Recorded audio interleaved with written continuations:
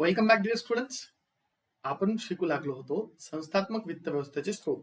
बरोबर आहे. हा दुसरा धडा आहे आपला. कोणता धडा आहे आपला? दुसरा धडा. ठीक आहे. याच्यामध्ये आपण भाग म्हणजे मालकीच्या भांडवलाचे स्रोत या मुद्द्यावर होतो. त्याच्यात आपण भाग बघितले. आता भागांची वैशिष्ट्ये बघूया आपण. ठीक आहे.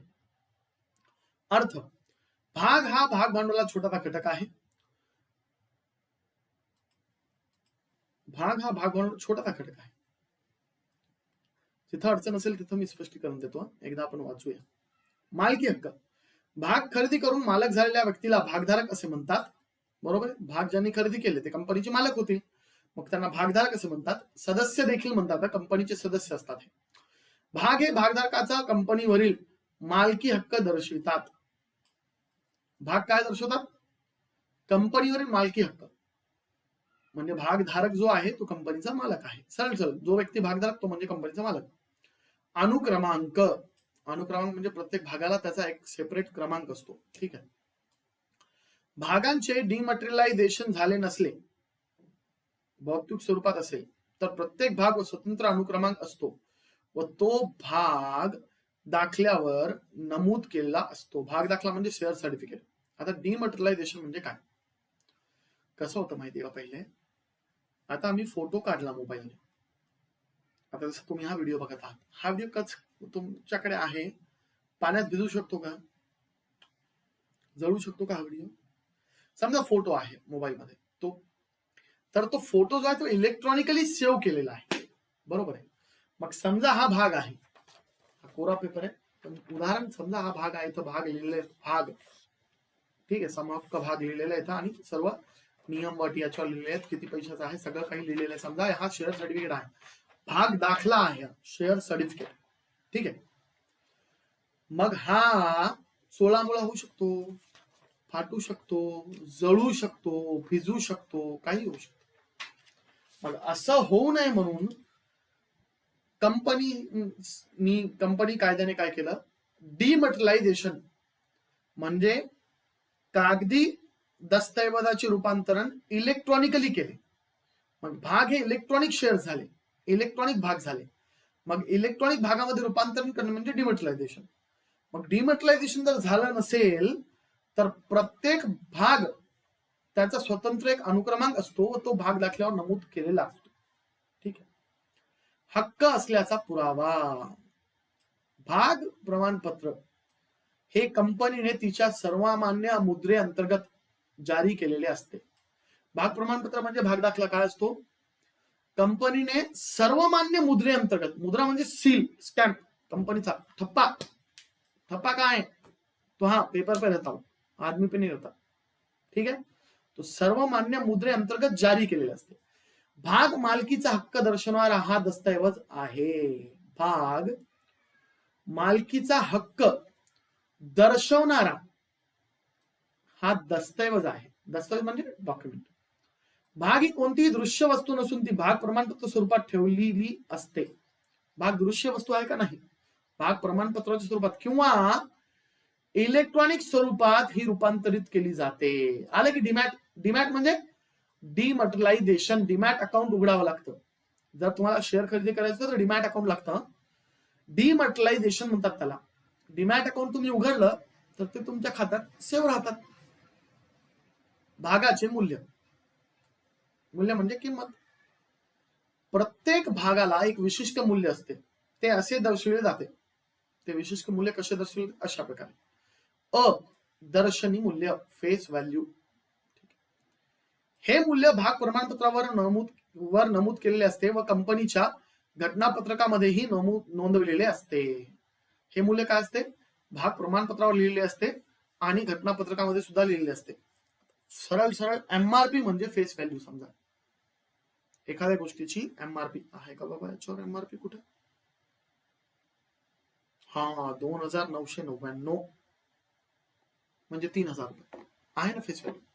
मग ती फेस व्हॅल्यू जी आहे ना, ती फेस व्हॅल्यू असते. दर्शनी मूल्य. विक्री मूल्य, इश्यू प्राइस. कंपनी या किमतीला भाग विक्री करते. आता ही जी गोष्ट आहे माझ्या हातात, ही गोष्ट मला मिळाली 2000 रुपयामध्ये, किंमत तर 3000 लिहिलेली. तसं असतं. तर हे विक्री मूल्य. बाजार मूल्य हे मूल्य भाग बाजारातील मागणी व पुरवठा यांच्यानुसार ठरवले जाते. आता या गोष्टीची मागणी समजा जास्त असेल तर याची किंमत जास्त, मागणी कमी तर किंमत कमी, पुरवठा कमी असेल तर किंमत जास्त, पुरवठा जास्त असेल तर किंमत कमी. हा नियम आहे. मागणी व पुरवठा या दोन्हींचा परिणाम होतो किमतीवर. मग ते बाजार मूल्य. हे बघा, आता रेडमीने नवीन मोबाईल लॉन्च केला. रेडमी कंपनी आहे ना, शाओमी, रेडमी नवीन मोबाईल लॉन्च केला. तो मोबाईल ऑनलाईन अवेलेबल आहे 12,000ला. उदाहरण, मला नाही माहिती केला की नाही, उदाहरण होतं. 12,000ला केला, ठीक आहे. 12,000ला मोक्याला काढला. तो ऑनलाईन आहे, त्याची फेस व्हॅल्यू 12,000 झाली. विक्री मूल्य, त्याचं विक्री मूल्य आहे ते डिस्काउंट मध्ये आहे ना. दर्शनी मूल्य त्याचं ऍक्च्युली आहे 14,000. सॉरी, दर्शनी मूल्य किती आहे? 14,000.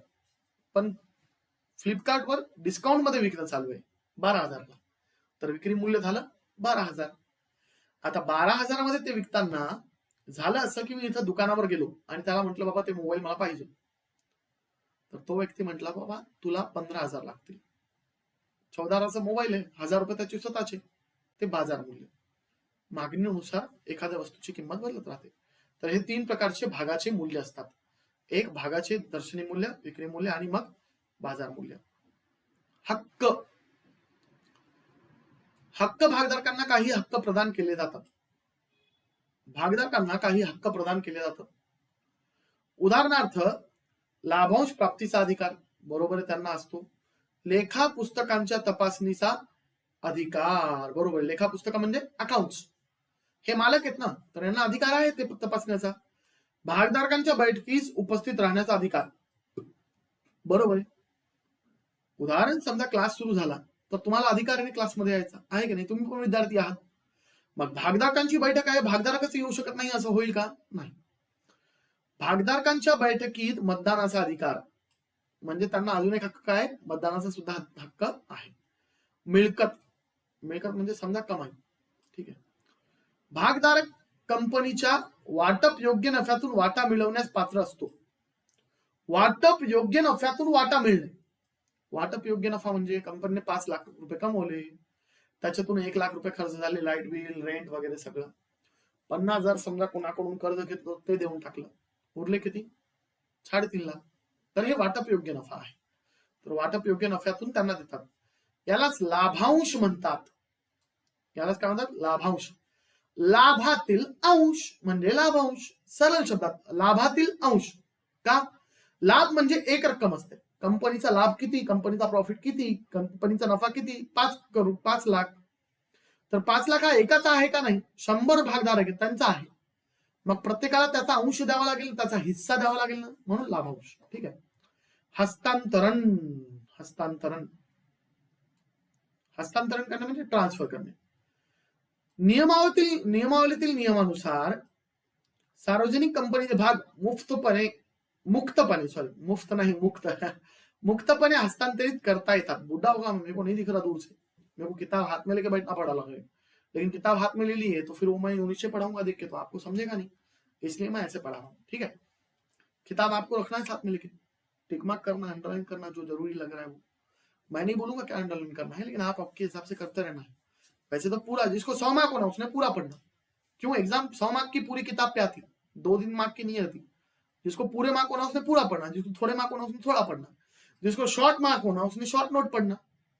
बोलते ना आप, सर शॉर्ट नोट दो ना, दे देंगे नोट्स. जिसको नोट्स ही होना ना एग्जाम में भी, वो नोट्स पढ़ो. जिसको बुक होना पूरी एग्जाम में, वो बुक पढ़ो. ठीक है. भागधारकाची मालमत्ता हस्तांतरित करणे म्हणजे एक ट्रान्सफर करणे. ठीक आहे. भाग ही भागधारकाची चल मालमत्ता आहे. Movable property. चल मालमत्ता म्हणजे एका ठिकाणाहून दुसऱ्या ठिकाणी नेता येते आणि विकताही येते. अशी. भागांचे प्रकार. कंपनी 2 प्रकारच्या भागांची विक्री करू शकते. समहक्क भाग व अग्रहक्क भाग. या ठिकाणी संपले भागांचे वैशिष्ट्य. आता भागांचे प्रकार. ठीक आहे. मग भागांचे प्रकार जे आहेत ते बघूया आपण. कंपनी कायदा 2013 कलम 43 नुसार कंपनी वेगवेगळ्या प्रकारच्या भागांची विक्री करू शकते. त्यासाठी त्यांचे हक्क लाभ, जोखीम अशा गोष्टी लक्षात घेतल्या जातात. म्हणजे काहींचे हक्क वेगळे असतात, काहींचा लाभ वेगळा असतो, काहींची जोखीम वेगळी असते. मग वेगवेगळे येतात ना. काही विद्यार्थी एकच विषय लावतात, काही 2 लावतात, काही 3 लावतात, काही 4 लावतात, काही 1-2 धड्यासाठी येतात. प्रत्येक व्यक्ती वेगळा आहे, पण विद्यार्थीच आहेत तसं. ठीक आहे. खालील तक्त्यात भागांचे विविध प्रकार खालील तक्ता भागांचे विविध प्रकार दर्शवितो. काय? 2 भाग प्रकार, समहक्क भाग आणि अग्रहक्क भाग. समहक्क भागामध्ये मतदानाच्या सर्वसाधारण हक्कासहित मतदानाच्या भेददर्शक हक्कासहित. भेददर्शक म्हणजे वेगळा मतदानाचा हक्क असतो समहक्क भागधारकांना, त्याच्यामध्येच बदल होतात आणि त्याच्यानुसार त्यांचे प्रकार आहेत. मग संचयी अग्रहक्क भाग, असंचयी अग्रहक्क भाग, लाभभागी, अलाभभागी, परिवर्तनीय, अप्रवर्तनीय, एवढ्या अग्रहक्क भाग. मग भागांचे प्रकार झाले, यांचे स्पष्टीकरण बघावे लागतील. त्याच्या आधी समहक्क भाग. मग समहक्क भागामध्ये आपण बघू समहक्क भागाची वैशिष्ट्ये आणि त्याचे प्रकार. आपण पुढच्या व्हिडिओमध्ये बघू समहक्क भाग. तोपर्यंत स्टे होम, स्टे सेफ. काही अडचण असेल फोन करून विचारा.